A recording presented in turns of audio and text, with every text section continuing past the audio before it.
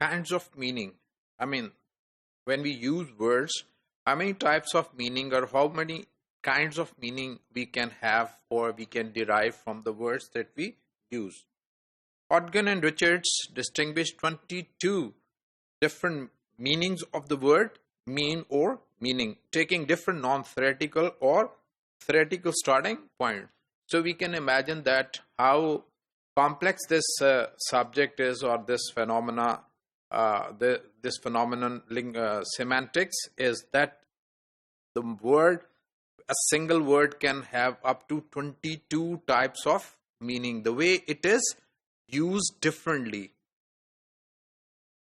Lexical meaning, for example, we refer generally to lexical meaning, the meanings of the word that belong to one of the 4 lexical word classes, for example, noun, verb, adjective, or adverb.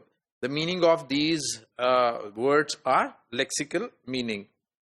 It is the aspect of meaning usually given in a dictionary. Obviously, generally, in dictionary, you can get the meaning of these words. Grammatical meaning includes the meaning of grammatical items, function words, for example, pronoun, preposition, etc., and inflectional affixes, for example, plural s and ed of past tense. Grammatical functions of subject and object, because they have certain meanings, the one who is doing some action and the one who is receiving some action. And different sentence type, declarative and interrogative. Obviously, when a simple sentence is made, so despite its meaning of the lexical word, it also conveys a certain information. And similarly, when we change a declarative sentence into an interrogative sentence, it also, despite its lexical words, gives us certain meaning, right? So these are all grammatical meanings. So there are certain kinds of meanings. That's Jeffrey Leach has listed 7 different types of meaning. Referential meanings, also called denotative meaning, descriptive meaning, conceptual meaning, or sense, refer to the logical, cognitive, and denotative content of an expression.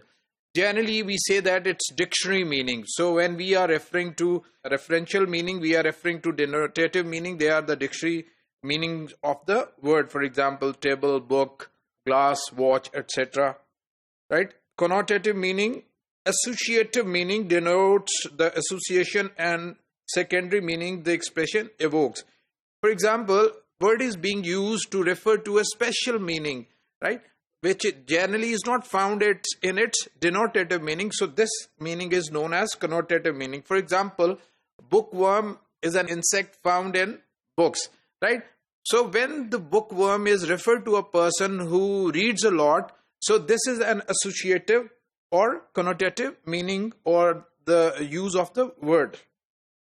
Social meaning, information that the linguistic expression convey about certain social characteristics is called social meaning, or stylistic meaning as well. For example, mother is a formal, mom is colloquial, mama child's language, dollar neutral, buck slang, and father, papa, old boy. They are all social meanings.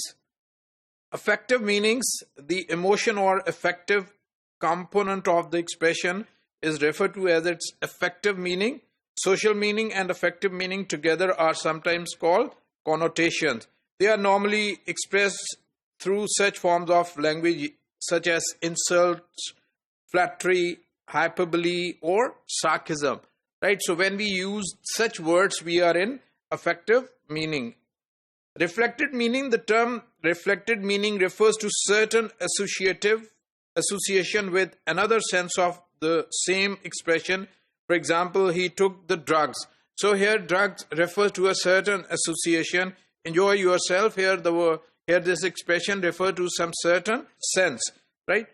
Collocative meanings is conveyed by a characteristic word combination. Certain words are used in combination with each other. So collocation is a very important aspect of meaning.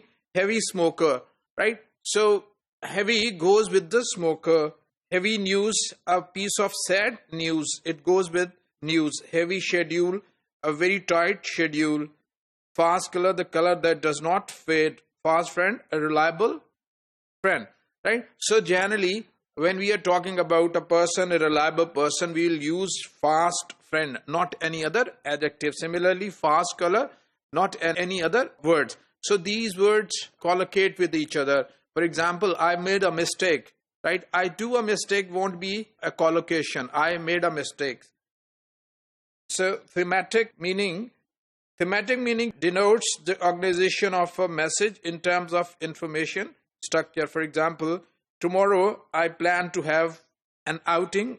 I plan to have an outing tomorrow. So this is how a person, while speaking, organizes his messages or organize the words of his messages. So these are 7 types of meaning which Leach has explained. So obviously we knew that Ordegan and Richard said that there are 22 types of meaning.